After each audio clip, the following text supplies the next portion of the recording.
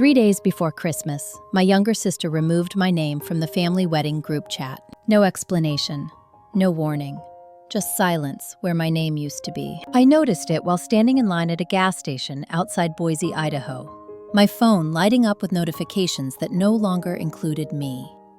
I refreshed the screen twice, then a third time, before it settled in. The group chat title had changed from Harrington Wedding Planning to Immediate Family Only. I was no longer considered immediate. Before I go any further, let me say this. If you've ever been quietly pushed aside by people who swore they loved you, you'll understand what came next. If this story resonates with you, stay with me. And if you've lived through something similar, I'd like to hear it later. My name is Claire Harrington. I was 32 years old that winter. I worked as a compliance analyst for a regional medical logistics firm, earning $112,000 a year, managing contracts that most people didn't even realize kept hospitals running. I lived alone in a 2-bedroom townhouse I bought myself.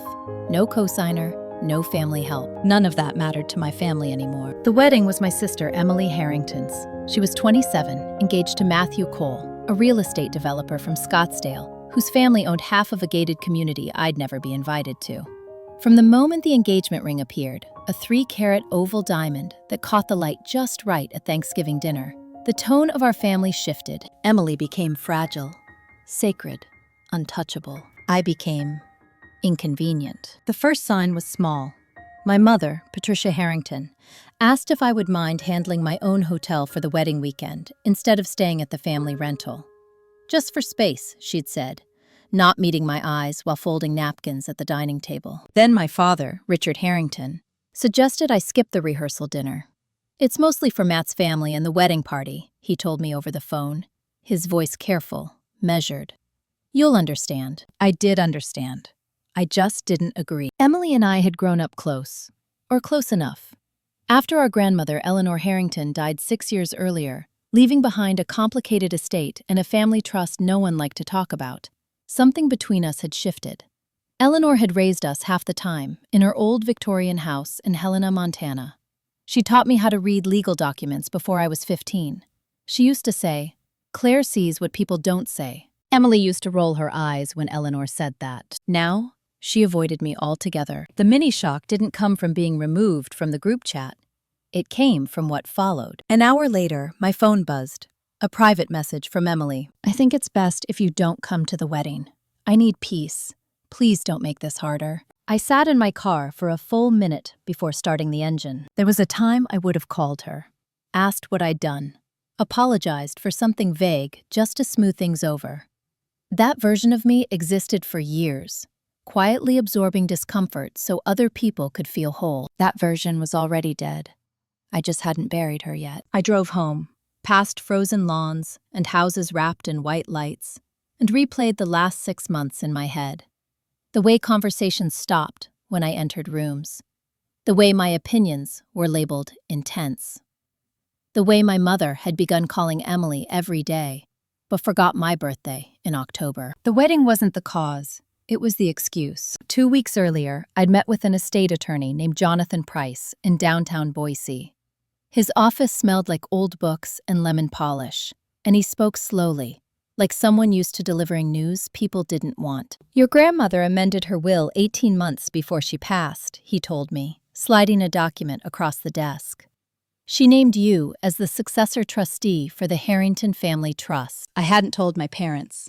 Or Emily. Not yet. The trust held assets they all assumed would eventually funnel through my father. Eleanor had changed that. Quietly, legally, deliberately. She left instructions that couldn't be contested without exposing things no one wanted in open court. Eleanor had seen the family dynamics clearly. She always did. I suspected, even then, that Emily knew something was coming. She just didn't know what. The next morning, my mother called. "Claire," she said, using the tone she reserved for delicate negotiations. "Emily is under a lot of stress. The guest list is tight. Emotions are high." I waited. "It might be better if you sit this one out," she added. "Just this once." Just this once had been the phrase of my childhood. Just this once, let your sister go first. Just this once, don't make waves. Just this once. Be understanding. I told her I understood perfectly. That afternoon, I received an email from the wedding planner, copying everyone except me. The subject line read, "Final seating chart confirmation." I stared at the screen, feeling something settle into place.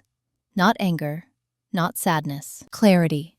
I wasn't being excluded because I'd done something wrong. I was being excluded because my presence threatened a narrative they were desperate to protect. What they didn't know was that the wedding wasn't the only event coming, and I wasn't the only one holding cards. By the time Christmas Eve arrived, I had already made a decision. I just hadn't said it out loud yet. That came later, much later. And when it did, it changed everything they thought they controlled. The morning after I was uninvited from my own sister's wedding, my father sent me a calendar invite. Not a message, not a call, a calendar invite. Subject: family discussion. Location: Harrington residence. Time: Saturday, 3 p.m. Duration: 30 minutes. 30 minutes. As if whatever had been unfolding for months could be compressed into half an hour, resolved and dismissed before dinner. I didn't accept or decline. I let it sit. Instead, I went to work. By 9 a.m., I was already knee-deep in a compliance audit involving a pharmaceutical distributor out of Salt Lake City. The numbers didn't lie. They never did. And I trusted them more than I trusted people who claimed blood meant loyalty. At 10:30, my colleague Marcus Bennett leaned over the divider of my cubicle. "You good?" he asked quietly. Marcus had a habit of noticing things others missed. Dark circles, stiff posture, silence where there was usually sarcasm. "I'm fine," I said, which was true in the technical sense. At noon, my phone buzzed again. This time, it was my brother, Daniel Harrington. Daniel was 35, the golden child by default. Married, 2 kids, lives 10 minutes from my parents. He'd inherited proximity and praise without ever asking for either. "Hey," he texted. "Mom says things got blown out of proportion. You should come Saturday. Just smooth it over." Smooth it over. Another familiar phrase. I typed, then deleted, then finally sent. "I'm not interested in smoothing anything. I'm interested in clarity." He didn't reply. That afternoon, I pulled out the leather-bound notebook Eleanor had given me the year before she died. Inside were handwritten notes, dates, names, observations. She never missed a pattern. One entry stood out now, underlined twice. "If they ever try to cut you out quietly, it means you're standing in the way of something loud." I closed the notebook and exhaled slowly. Saturday came faster than expected. At 2:58 p.m., I parked across the street from my parents' house, the same house I'd grown up in. White siding, green shutters, a wreath on the door that said, "Family is forever." I knocked once. My mother, Patricia Harrington, opened the door with a practiced smile that didn't reach her eyes. She wore pearl earrings. She always did when she wanted authority without confrontation. "Claire," she said, "you came." "I said I wanted clarity," I replied. This seemed like the place. The living room was arranged like a stage. My father, Richard Harrington, sat in his armchair, hands folded. Daniel was on the couch. Emily wasn't there. That absence was intentional. "We didn't think it would be productive to have Emily here," my father began. "She's emotional right now." I nodded. "Of course." My father cleared his throat. "This isn't about punishment or exclusion. It's about balance, family harmony." "Then why was I removed from the wedding entirely?" I asked. Not accusatory, just precise. Daniel shifted. My mother spoke instead. "Your energy has been difficult lately," she said carefully. "You question things. You challenge decisions. Emily needs support, not tension." "What decisions have I challenged?" I asked. Silence. "Name one," I added. My father leaned forward. "Your attitude around the estate matters. You keep asking questions about your grandmother's trust." That was it. There it was. "I ask questions because I was named successor trustee," I said calmly. "That comes with legal responsibility." Daniel's head snapped up. "What?" My mother's face went pale. "Claire, that's not—" "It is," I said. Jonathan Price confirmed it. "The paperwork is filed. Eleanor changed her will." The room shifted. You could feel it, like air pressure before a storm. "That's impossible," my father said. "Your grandmother wouldn't." "She did," I replied. 18 months before she passed. Daniel stood up. "Why didn't you tell us?" "Because every time I bring up anything that disrupts your expectations, I'm labeled difficult," I said. "I wanted to see how far you'd go without the information." My mother pressed her lips together. "So this is revenge?" "No," I said. "This is observation." My father's voice hardened. "If this is about money—" "It's not," I interrupted. "It's about control." That word landed heavier than the others. "You excluded me from the wedding because you assumed I would interfere," I continued. "Because you assumed I'd say something you couldn't manage. Because you assumed I was the problem, not the system you built." Daniel shook his head. "You're overreacting." I looked at him. Really looked. "You didn't notice," I said quietly. "Because this arrangement benefits you." My mother stood. "Claire, please, we can fix this.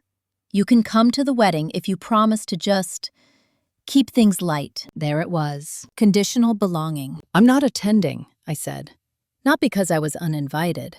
Because I see the cost of being included. My father's jaw tightened. "You're making a mistake." "Maybe," I said. "But it's mine." I turned toward the door. "Claire!" my mother called after me. "Family doesn't turn its back like this." I paused, hand on the knob. "No," I said. "Family doesn't erase one member to keep another comfortable." I left without waiting for a response. That night, I forwarded Jonathan Price an email. "I'm ready to proceed. Please initiate the next phase per Eleanor's instructions." His reply came an hour later. "Understood. We'll begin formal notifications on Monday." I poured myself a glass of water and stood by the window, watching snow begin to fall. They thought the wedding was the battleground. They had no idea it was just the opening scene. Monday morning arrived without ceremony. No dramatic phone calls, no frantic apologies. Just a quiet inbox and the steady hum of my coffee maker, as if the world hadn't shifted at all. At 8:12 a.m., Jonathan Price emailed the formal notice letters. Copies went to my parents, my brother Daniel Harrington, and the family accountant, Stephen Moore. The subject line was neutral, to the point of indifference. Notice of Trustee Succession, Harrington Family Trust. I read it twice before forwarding it to my personal archive. By 9 o'clock, my phone started vibrating. I didn't answer. At work, I sat through 2 meetings, flagged 3 discrepancies in a vendor audit, and approved a revised compliance schedule that would affect 6 states. My voice didn't shake. My hands didn't tremble. If anything, I felt sharper than usual. Like something heavy had finally been set down. At 10:47 a.m., Daniel called again. I let it ring out. At noon, my mother left a voicemail. Her tone had shifted. Softer now. Almost frightened. "Claire, honey, we got some paperwork this morning. There must be some misunderstanding. Please call me." There was no misunderstanding. At 1:30 p.m., Marcus leaned over again. "You're very quiet today," he said. "I'm busy," I replied. That wasn't a lie. When I got home that evening, there were 3 missed calls from my father, Richard Harrington. He never called more than once unless something was truly wrong. I waited until 7, then returned the call. "Claire," he said immediately. "No greeting. What is this?" "It's the trust," I replied. "What Eleanor set up." "You blindsided us," he snapped. "No," I said calmly. "You ignored me." Silence stretched between us. "This puts us in an impossible position," he continued. "Emily's wedding is in 6 weeks. There are expenses, expectations. There's also a fiduciary obligation," I said. "One that doesn't bend for weddings." His breath hitched. "Are you threatening us?" "I'm informing you," I said. "Those are different things." He lowered his voice. "You could choose to be flexible." I smiled, though he couldn't see it. "I already did," I said. "For years." After we hung up, I opened Eleanor's notebook again, flipped to the last page. "Remember, Claire, they will ask you to soften when they realize you're solid." By Wednesday, the pressure became coordinated. Emily emailed for the first time in weeks. "I didn't know it had gone this far," she wrote. "Mom says you're trying to control everything. Why are you doing this to me, right before my wedding?" I stared at the screen, noting what wasn't there. No apology. No curiosity. Just accusation wrapped in distress. I replied with one sentence. "I'm not doing anything to you. I'm doing something for myself." Her response came fast. So you're choosing money over family? That question had been waiting its turn for years. I typed carefully. I'm choosing boundaries over manipulation. She didn't reply. Thursday night, I met with Jonathan Price in person. His office lights were low, the city outside already dark. They're upset, he said mildly. They always are, I replied. He slid a folder across the desk. Per Eleanor's instructions, the trust disbursements will be paused pending your full review. That includes funds allocated for the wedding. I nodded. Notify them in writing. He studied me. You understand this will escalate things. Yes, I said. That's the point. Driving home, I passed the community center where Emily's bridal shower had been held the month before. I hadn't been invited to that either.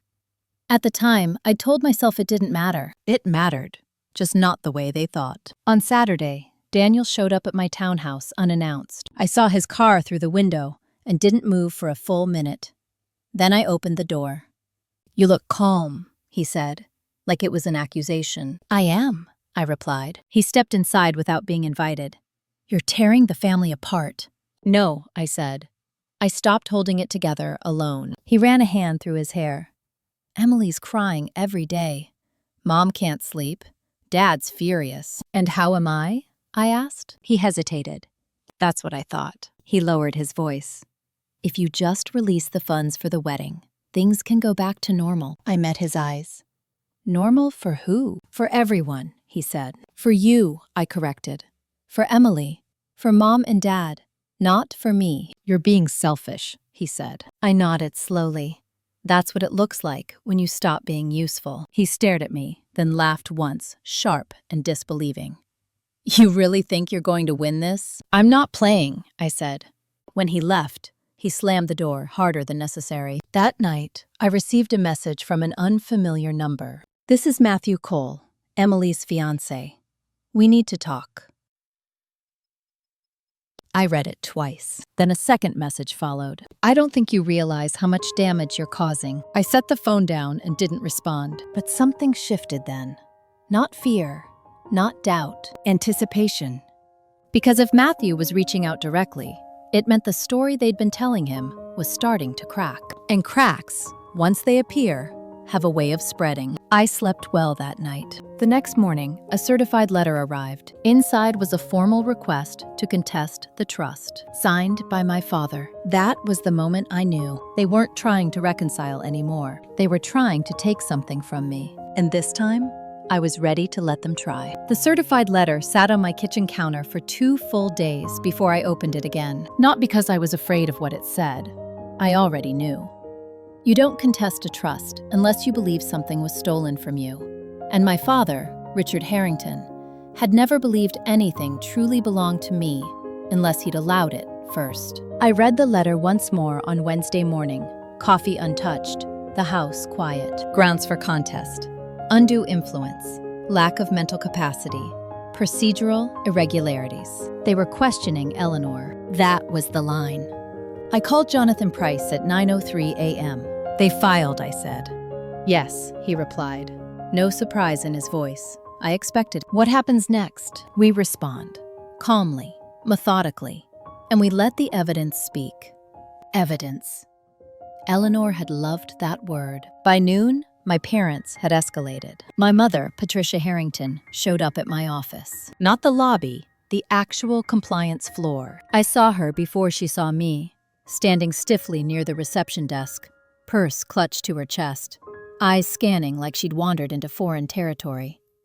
She looked smaller there, stripped of the authority she wore so comfortably in her own house. I stood and walked toward her. Claire, she said, relief flashing across her face. We need to talk. Now. This isn't the place, I replied. She leaned in anyway. You're humiliating us. That word again. Humiliation. As if dignity were a limited resource. Please leave, I said quietly. If you don't, security will escort you out. Her eyes widened. You wouldn't. I held her gaze. I would. She stepped back, stunned, then turned and walked out without another word. At 4:17 p.m., Daniel sent me a text. Dad says if you don't fix this, he'll make sure everyone knows what you did to Grandma at the end. I stared at the message. This was the new tactic. Character assassination. I forwarded the text to Jonathan without comment. That night, I went back to Eleanor's notebook. This time, I didn't read randomly. I followed the dates. 3 months before her stroke, Eleanor had written, "Richard keeps pushing, wants control, thinks blood equals entitlement. I've decided." 2 weeks later, met with Jonathan Price again. Claire understands process. She listens. She doesn't rush me. A month after that, if this causes trouble, so be it. Trouble tells the truth faster than peace ever did. I closed the notebook and felt something settle behind my ribs. Not anger. Resolve. Friday brought the first real fracture. Emily called.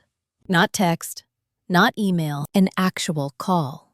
I let it ring twice before answering. "What?" she asked immediately, skipping hello. "What did you tell Matthew?" "I haven't spoken to Matthew," I said. "He says there are issues with the trust," she snapped, "that you froze the wedding funds." "I paused disbursements pending review," I corrected. "That's my legal obligation." "You're ruining my life," she said. "No," I replied evenly. "I'm refusing to finance one where I'm treated as disposable." She laughed, sharp and brittle. "You always do this. You always make everything about you." There it was, the old script. "I didn't remove myself from your wedding," I said. "You removed me." I didn't contest Eleanor's will. Dad did. I didn't lie to your fiancé. I stayed silent. Silence stretched between us. "Just fix it," she said finally. "Release the funds. Then we can talk." "About what?" I asked. "How I should apologize for existing?" She hung up. Saturday afternoon, Jonathan called me into his office again. "They're pushing for mediation," he said. "Your father wants a private settlement." "Translation?" I asked. "They want you to step aside quietly." I nodded. "And Eleanor's medical records?" Jonathan's mouth tightened. "We obtained them. Full evaluations, cognitive assessments, video recordings of will execution." "Clean?" I asked. "Impeccable." I leaned back in the chair. "Then we proceed." He studied me for a moment. Most people would cave by now. "I'm not most people," I said. Sunday night, Matthew Cole emailed me directly. Subject: request for transparency. "Claire, I don't know you well, but what I'm hearing doesn't add up. I'd appreciate the chance to hear your side before this gets uglier." I read it twice. Then I replied, "I'm available Tuesday at 10 a.m., Jonathan Price's office. My attorney will be present." His response came 5 minutes later. "Understood." When I arrived Tuesday morning, Matthew was already there. He looked tired, less polished than he had at Thanksgiving. The confidence had cracks now. We shook hands. Jonathan laid out the documents: Eleanor's handwritten notes, video testimony, medical evaluations, the trust structure. Matthew listened without interrupting. "So," he said slowly, "Emily knew none of this?" "She knew what she wanted," I replied. "I can't speak to what she chose not to ask." He exhaled. "They told me you were unstable, that you manipulated Eleanor at the end." Jonathan slid a flash drive across the table. "That's Eleanor, 2 weeks before signing. She addresses that claim directly." Matthew didn't argue. He didn't defend. He just nodded. "I need to think," he said finally. When he left, Jonathan looked at me. "That went better than expected." "It's not over," I said. "No," he agreed. "But the narrative is shifting." That evening, my father called again. "You embarrassed us," he said without preamble. Matthew is questioning everything. "That's what truth does," I replied. "You've crossed a line," he warned. "I didn't cross it," I said. "I erased it." There was nothing left to say. 2 days later, the court scheduled a preliminary hearing. The contest was official. Public. On record. Family friends started calling. Distant relatives reached out with carefully neutral messages. The silence that had protected their version of events was gone. They had tried to take it back quietly. Now they'd have to do it in the open. And Eleanor had prepared me for exactly this moment. What none of them knew yet was that the trust wasn't the only thing she'd left me. That revelation was coming next, and it would change who held power permanently. The envelope arrived on a Thursday. No return address. Cream-colored paper. My name typed, not handwritten. It had been forwarded from Jonathan Price's office, with a single line in the email body. This was referenced in Eleanor's final memorandum. I think it's time. I didn't open it immediately. I set it on the table and went about my evening with deliberate normalcy. I cooked pasta. I washed the pan. I stood at the window and watched the lights of passing cars blur into the cold. And she never did anything small. When I finally opened the envelope, there was no letter, just a key and a folded document. The key was old, brass, heavy in my palm.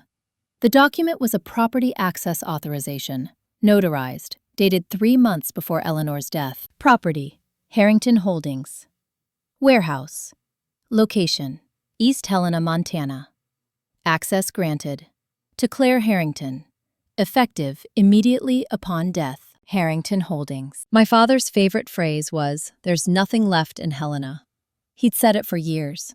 Every time I asked about Eleanor's old business accounts, every time I brought up the warehouse she used to run before selling most of her interests. Nothing left. Nothing of value, Jonathan called before I could finish reading. She never sold it, he said. She transferred ownership to the trust quietly. The warehouse and everything inside it. What's inside? I asked. We don't know, he replied. Your father assumed it was empty. He never checked. I booked a flight that night. Helena in December was colder than memory. Sharp air, wide silence. I rented a car and drove straight to the edge of town, past the familiar diner Eleanor used to love, past streets where I'd ridden my bike as a kid. The warehouse stood exactly where I remembered it. Brick exterior, rusted signs still faintly visible beneath newer paint. Harrington Holdings. The lock turned easily. Inside, the lights flickered on, row by row, revealing not emptiness, but order. Shelving, file cabinets, sealed boxes stacked neatly, each labeled in Eleanor's precise handwriting. This wasn't storage. It was an archive. I opened the first cabinet. Financial statements, corporate records, partnership agreements dating back decades. Documentation of Eleanor's early investments, including minority stakes in companies my father had later claimed as his own origin story. I opened a box. Correspondence. Letters. Emails printed and organized. Conversations between Eleanor and Richard. Between Eleanor and Stephen Moore, the family accountant. Between Eleanor and third parties I recognized from board meetings I'd overheard as a child. Then I found the folder marked simply, Breach. Inside were documents detailing unauthorized withdrawals from trust-linked accounts. Dates, amounts, signatures. My father's, Stephen Moore's. Years of quiet skimming. Just small enough not to trigger alarms. Just consistent enough to add up. I sat on the concrete floor and exhaled slowly. This was it. Not revenge. Not leverage. Truth. Eleanor hadn't just protected me. She'd preserved evidence. I spent 2 days photographing, scanning, cataloging, everything. Jonathan flew in on the second day. He didn't speak much as we worked. He didn't need to. On the third morning, my phone exploded. Daniel called first, then my mother, then Emily. I didn't answer. At noon, Jonathan received a frantic message from Stephen Moore's attorney, requesting an immediate meeting. By evening, my father left a voicemail that sounded nothing like authority. Claire, he said, voice tight, we need to talk. This has gone far enough. I saved the message. The next day, Jonathan filed an amended response with the court. Attached exhibits, financial misconduct, breach of fiduciary duty, fraudulent accounting. The contest shifted instantly. They were no longer accusing Eleanor of being manipulated. They were defending themselves. Emily showed up at my townhouse that night. She looked different, smaller, the certainty gone. Did you know? She asked. Yes, I said. All of this? Her voice cracked. About Dad? I knew enough to ask questions, I replied. Eleanor knew the rest. She sank onto the couch. They told me you were doing this out of spite. I watched her carefully. And now? She swallowed. Now I don't know what to think. That was honest, at least. I'm scared, she said. The wedding. Matthew. Everything's falling apart. I nodded. It will. She looked up sharply. You don't care? I care, I said. Just not at the expense of my own integrity. She left an hour later without asking for forgiveness, without offering any, which told me she still didn't understand, but she would. The following Monday, The court froze additional accounts pending investigation. Family friends stopped calling. The narrative collapsed under its own weight. And for the first time, I wasn't reacting. I was leading. What Eleanor had hidden wasn't just evidence. It was timing. She had waited until the moment when they would expose themselves completely. And they had. The wedding was 3 weeks away. So was the hearing. And soon, everyone would know why I had been pushed out and why they should have let me stay. The first official cancellation notice came 10 days before the wedding. It wasn't public yet.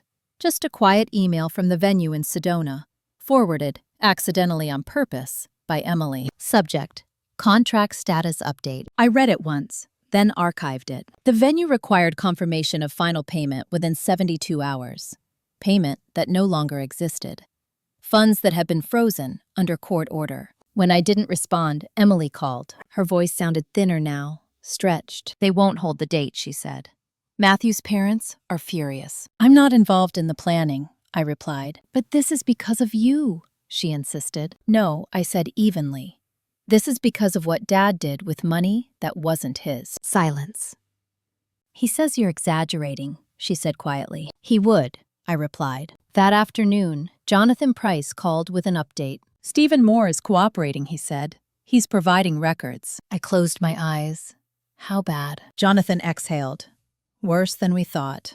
And he's placing the majority of responsibility on your father. Of course he was. By Thursday, the rumor mill had caught up. My Aunt Linda Harrington called, voice low, conspiratorial. I heard Richard is under investigation, she whispered. Is that true? I can't discuss ongoing legal matters, I said, which was a yes, wrapped in professionalism. That night, my father emailed me. Subject: This has gone too far. Claire, whatever Eleanor left behind does not justify destroying this family.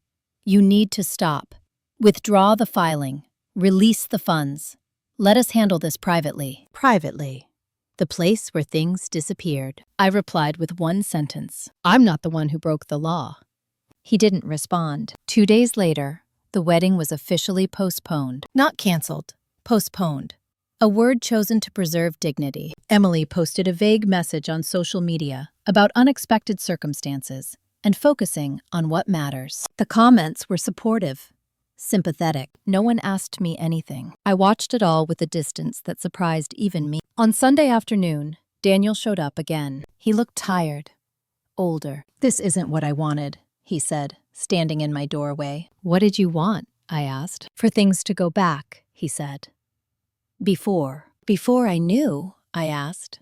He didn't answer. He sat at the kitchen table, hands folded, like he was waiting for instructions. They're talking about selling the house, he said finally, to cover legal fees. That's a consequence, I replied. He flinched. You're cold, he said. No, I said. I'm clear. He shook his head. Mom cries every night. I met his eyes. Did she cry when I was cut out? He looked away. Did you? I asked. Silence. When he left, I felt no triumph, just finality. That evening, Jonathan forwarded me a subpoena notice. My father would be deposed, under oath. The hearing was set for the following Friday. In preparation, Jonathan and I reviewed potential testimony. Questions about Eleanor's capacity, about my involvement, about timelines. They may try to paint you as manipulative, he warned. I know, I said. They'll push the narrative hard. They always do, I replied. Thursday night, Emily called again. I'm coming over, she said. Please. I hesitated, then agreed. She arrived an hour later, eyes red, coat still on like she might bolt. Matthew asked me if Dad stole from Grandma, she said. I didn't answer, and I didn't know what to say, she continued. Because part of me thinks he might have. I studied her face. Not angry, just lost. What do you want from me? I asked. She swallowed.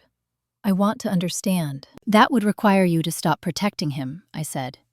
Even when it hurts. She nodded slowly. I don't know if I can, she admitted. That's honest, I said. But it has a cost. She left without arguing. The next morning, I drove to Jonathan's office early. The deposition began at 10. My father arrived at 9:55, suit pressed, jaw tight. He didn't look at me. Under oath, he denied everything. Until Jonathan produced the records. Then, the emails. Then Eleanor's notes. The room shifted. By the time it ended, his voice had lost its edge. Outside, reporters waited. I walked past them without comment. That night, the judge issued a preliminary ruling. The trust contest was denied. Eleanor's will stood. The investigation into misappropriation would proceed. I sat in my car afterward, engine off, hands steady on the wheel. The wedding date came and went, quietly. No photos, no smiles, no white dress. Just an empty weekend where a celebration was supposed to be. And in that silence, something else began. Not reconciliation. Reckoning.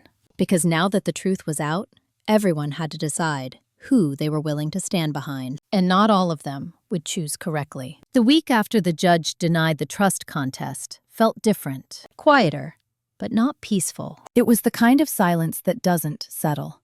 The kind that waits. I noticed it first in the way people spoke to me. Distant relatives who had avoided my calls for years suddenly reached out with cautious friendliness.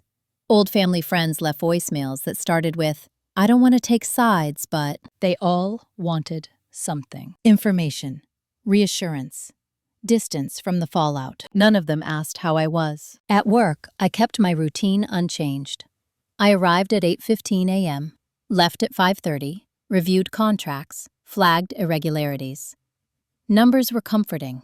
They behaved when you understood the rules. People didn't. On Tuesday morning, Jonathan Price emailed me a development I had expected but still felt the weight of. The state has formally expanded the investigation.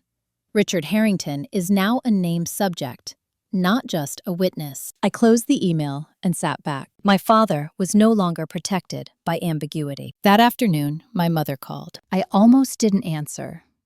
Almost. "Claire," Patricia Harrington said, voice unsteady. "I need to see you." "About what?" I asked. "I don't know," she admitted. "Everything." We met at a cafe halfway between our houses, neutral ground. She arrived early, hands wrapped tightly around a cup she wasn't drinking. She looked older. "I didn't know," she said immediately. "About the money." I waited. "He handled everything," she continued. "Your grandmother trusted him. I trusted him." "You trusted him over me," I said quietly. She flinched.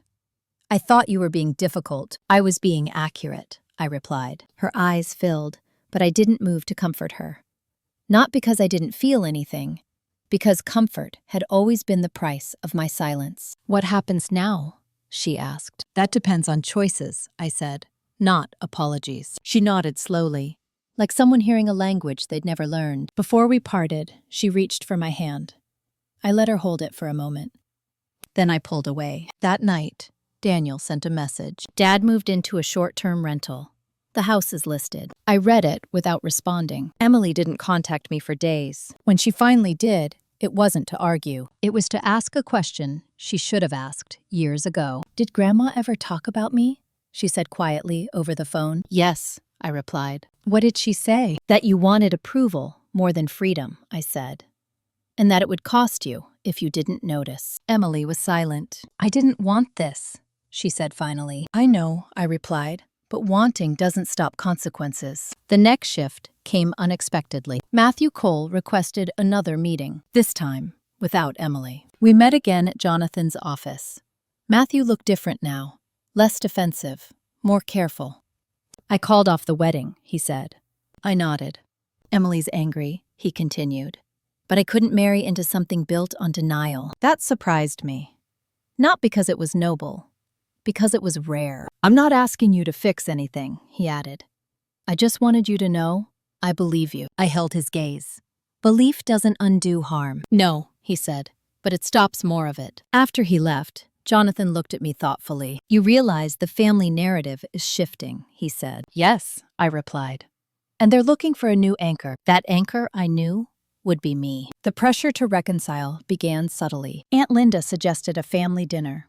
Cousin Robert sent a message about moving forward. Even my father's sister reached out with a careful apology for misunderstanding things. They weren't apologizing for what they'd done. They were apologizing because the consequences had become inconvenient. I declined every invitation. Then came the letter, handwritten, from my father. "Claire, I've made mistakes. I won't deny that now. But I'm still your father. We don't have to destroy each other to move on. I read it once, then folded it neatly and placed it back in the envelope. I didn't respond, because the truth was this. I wasn't destroying him. I was no longer protecting him from himself. On Friday afternoon, Jonathan called with another update. Stephen Moore accepted a plea agreement, he said. He's testifying fully. I closed my eyes. And Richard? Still denying, Jonathan replied. But the walls are closing in. That night, I poured a glass of water and stood in my living room. Lights off, city glowing faintly beyond the windows. For the first time, I felt the weight of what was coming lift slightly. Not relief. Alignment. Eleanor had known this moment would arrive. She had planned for it. Not out of cruelty, but precision. She hadn't wanted revenge. She'd wanted accountability. And accountability doesn't shout. It waits. It documents. It acts when the time is right. The family was beginning to fracture along fault lines that had always existed. Some would choose denial to the end. Others would quietly step away. A few might try to rebuild, but none of them would ever again mistake my silence for weakness. The next hearing was scheduled in 2 weeks. This time, the focus wouldn't be Eleanor. It would be Richard Harrington. And once a story reaches that point, it can't be controlled anymore, only finished. The courthouse in Ada County had a way of flattening everyone who walked into it. No matter how important you thought you were outside, inside those walls, you became a name on a docket, a time slot, a chair waiting to be filled. I arrived early, not because I was nervous, but because I didn't want to rush this moment. I wanted to be present for it. Jonathan Price met me at the entrance, folder tucked under his arm, expression composed. Media's light today, he said, mostly local. That's fine, I replied. Richard Harrington arrived 10 minutes later. My father. He looked smaller than I remembered. His suit hung a little looser. His shoulders carried a stiffness that wasn't pride anymore, but effort. He didn't look at me. When we were seated, the judge entered without ceremony. This wasn't a dramatic trial. No jury, no speeches. Just facts, timelines, and questions that didn't care about family hierarchies. Stephen Moore testified first. Former family accountant, cooperative witness. He spoke carefully, choosing words that protected himself while still delivering what the court needed. Unauthorized transfers, mischaracterized expenses, Eleanor's repeated objections over the years, emails he had ignored. When Jonathan introduced Eleanor's written warnings, I saw my father shift. Not deny, brace. Then Richard was called. Under oath. Again. This time, there was no room left to maneuver. He denied intent, claimed misunderstanding, suggested Stephen Moore had acted independently. The judge listened without interrupting. Then Jonathan stood. He didn't raise his voice. He didn't accuse. He simply walked the court through a timeline Eleanor had built, piece by piece. He introduced the warehouse records, the letters, the contingency clauses Eleanor had activated when withdrawals exceeded a certain threshold. Finally, he played the video. Eleanor sat in her armchair, sunlight cutting across the room, voice steady. If you are watching this, she said, then Richard has chosen control over honesty. I love my son, but love does not excuse theft. The room went still. My father stared straight ahead. He didn't flinch, but something behind his eyes collapsed. When the judge recessed briefly, whispers spread through the gallery. A reporter typed furiously. Someone coughed. When the judge returned, his tone was firm. Based on the evidence presented, the court finds probable cause for breach of fiduciary duty and financial misconduct. Further proceedings will continue. He looked directly at my father. This court also recognizes the legitimacy of the current trustee. That was it. No gavel slam. No drama. Just a sentence that transferred authority permanently. Outside, cameras appeared. Jonathan handled them. I didn't stop walking. I drove home, alone. That night, my phone filled with messages I didn't open. Emily, my mother, Daniel, numbers I didn't recognize. I ignored all of them. Because something else had happened, quietly, underneath the legal ruling. The story no longer belonged to my family. It belonged to the record. The next morning, I went to work like nothing had changed. At lunch, Marcus sat across from me and studied my face. You look lighter, he said. I am, I replied. He nodded. Whatever it was, I'm glad. That afternoon, my mother left a voicemail. "Claire," she said, voice hollow, "your father's lawyer says things are serious. I don't know what to do." I didn't call her back. Not yet. That evening, Jonathan sent me an updated trust summary. Assets secured. Oversight protocols activated. External auditors assigned. Eleanor's system was fully awake now. Later that night, Daniel finally sent something different. "I should have listened to you. I'm sorry." I read it once. I didn't respond. Because apologies that arrive after exposure aren't about repair. They're about survival. Over the next few days, the family divided itself without needing my input. Some relatives stopped speaking to my parents altogether. Others doubled down, insisting Richard had been pushed or confused. Emily canceled her dress fitting. Matthew moved out. My mother stopped attending church. And through it all, there was a strange calm. No victory lap. No satisfaction. Just the quiet certainty that the truth had done what it always does when allowed to stand long enough. It reorganized the room. On Friday evening, I visited Eleanor's grave. Snow dusted the headstone lightly. I brushed it away with my glove. "You were right," I said aloud. "About all of it." The wind moved through the trees. No answer. None was needed. As I turned to leave, my phone buzzed. A message from Jonathan. "We've identified an additional clause Eleanor included. It affects future distributions. We should discuss." I smiled faintly. Because even now, even after everything, Eleanor still had one more move. And whatever it wasn't about punishment. It was about making sure no one like my father ever mistook access for entitlement again. The reckoning wasn't over, but it was no longer uncertain. Jonathan Price didn't explain the clause over the phone. He never did, when something mattered. We met the next morning in his office, the same one where this all began months earlier. Same lemon polish, same quiet weight to the air. But the balance in the room had shifted. I wasn't bracing anymore. I was listening. Jonathan placed a single document on the table between us. "This," he said, "is why Eleanor didn't just remove your father. She restructured everything." I read the header slowly. "Conditional Legacy Distribution Amendment.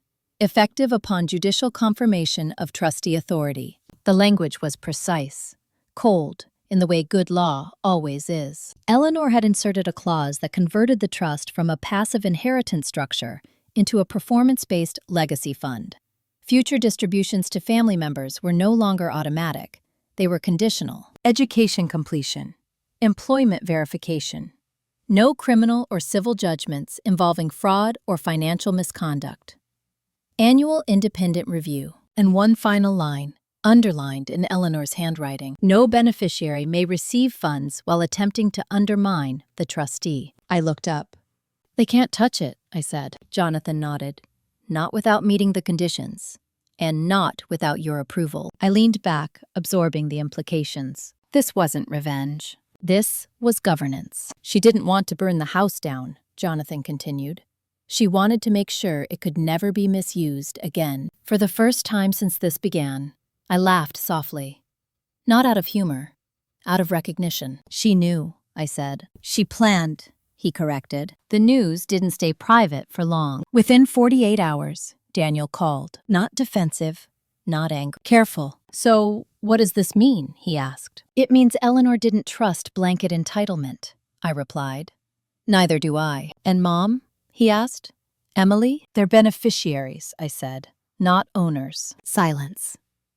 "That's not how Dad explained it," Daniel said. "That's because Dad benefited from confusion," I replied. Later that evening, my mother came to my townhouse. Not unannounced this time. She texted first. "May I come by?" I said yes. She sat stiffly on the couch, hands folded in her lap, like a guest waiting to be dismissed. "I read the amendment," she said quietly. "And?" I asked. "She was very thorough," Patricia Harrington admitted. I waited. She didn't leave much room for interpretation. "No," I agreed. She didn't. My mother looked around the room, as if seeing my life clearly for the first time. The clean lines, the quiet order, the absence of chaos. "You're different," she said. "I always was," I replied. "You just didn't like who I was becoming." Her mouth tightened. "I was afraid," she said, "that you'd leave us behind." "I didn't leave," I said. I was pushed. She nodded slowly. Your father doesn't understand any of this. I know, I said. That's why he lost. She flinched at the word. This isn't about winning, I added. It's about stopping harm. She left an hour later, quieter than she'd arrived. Emily didn't come. Instead, she sent an email. I don't know who I am without the wedding, without the plan. I feel like everything I was promised just disappeared. I read it twice before replying. What disappeared wasn't promise. It was illusion. Her response didn't come. A week later, Richard Harrington was formally charged. The local paper ran a restrained headline. No drama, just facts. Longtime businessman under investigation for financial misconduct. No mention of family. No sympathy. Daniel moved his kids out of the old house before it sold. He didn't ask me for help. He didn't need to. Emily postponed everything indefinitely. Matthew filed paperwork to separate assets. Clean. Fast. And through it all, something unexpected happened. People started asking me questions, not about the trust, about leadership. Jonathan referred 2 new clients to me as a consultant. One was a nonprofit restructuring its governance after internal fraud. Another was a family-owned company trying to avoid becoming the next cautionary tale. I said yes to both, not because I needed the money, because I understood the problem. Power without accountability always corrodes. One evening, as I reviewed a draft policy document, I caught my reflection in the darkened window. Calm, unapologetic, grounded. I thought about the wedding that never happened, the seat I never occupied, the version of myself they'd tried to erase. And I felt something close to gratitude, because exclusion had forced clarity, and clarity had given me authority. The family would never be the same, but for the first time, it would be honest. The final hearing was scheduled in 3 weeks. After that, the legal chapter would close. What remained would be something else entirely. Rebuilding, and not everyone would be invited. The final hearing took place on a gray Tuesday morning. No press this time, no audience, just paperwork, signatures, and a judge who wanted resolution more than spectacle. Richard, not because he believed he was wrong, because the evidence had removed every other option. He agreed to restitution, partial asset forfeiture, a permanent bar from managing any trust-related finances, no admission of guilt, but no denial either. It was the closest thing to accountability he was capable of. When the judge closed the file, it felt anticlimactic. That's how most real endings are. After you handled this better than most, he said, especially considering the personal cost. I didn't handle it, I replied. I stopped interfering with it. He smiled at that. The legal work ended. The emotional work didn't. My mother called the following weekend. I don't know how to be your mother anymore, she said. Not accusing, just stating a fact. You can start by not trying to manage me, I replied. She was quiet for a moment. That will take practice. That's fine, I said. Practice means effort. We met once a month after that. Neutral places, short conversations, no rewriting history, no demands for forgiveness. Slow.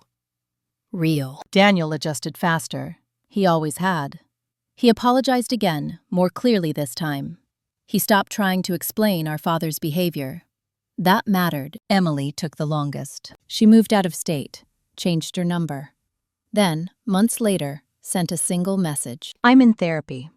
I'm trying to figure out who I am without needing approval. I didn't reply right away. Then I wrote back. That's worth doing. Not encouragement, just acknowledgement. As for me, rebuilding looked nothing like restoration. I didn't try to recreate what we'd lost. I redesigned. I accepted a formal advisory role with the nonprofit Jonathan had introduced me to. Their board needed someone who could read structures without sentiment. Someone who didn't confuse tradition with justification. I moved into a different house. Same city, different neighborhood.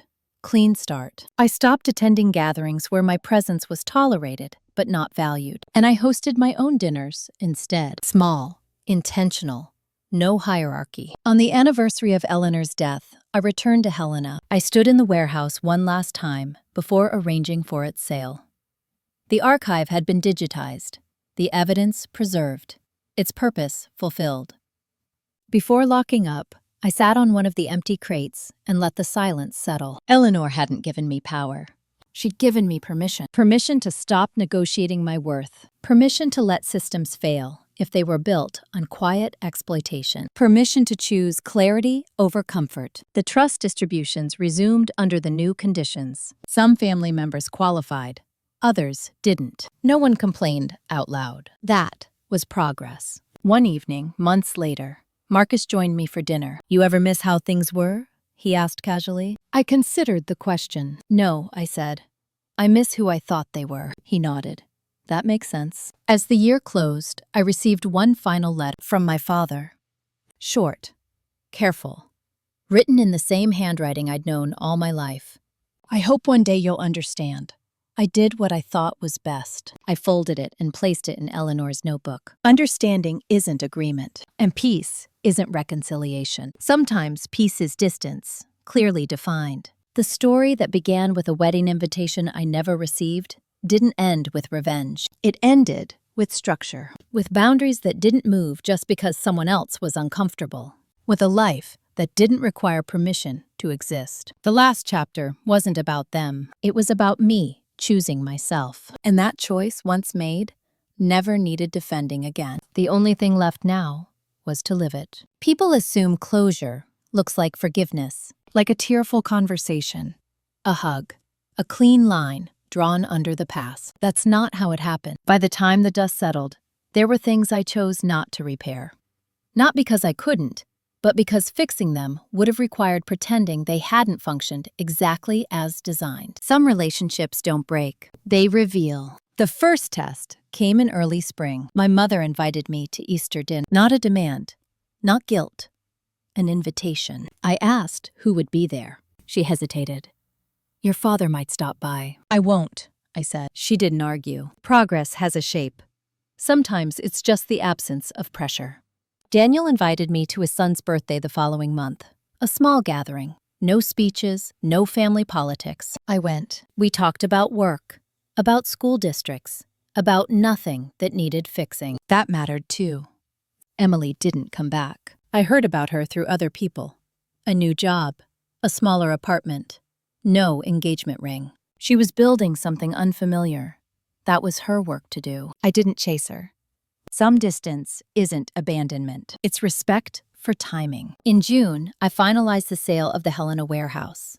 The proceeds went back into the trust, exactly as Eleanor intended. I stood with Jonathan at the closing table. "She trusted you," he said quietly. "She trained me," I replied. That summer, I was invited to speak on a panel about governance and ethical oversight. Someone introduced me as an expert. I didn't correct them.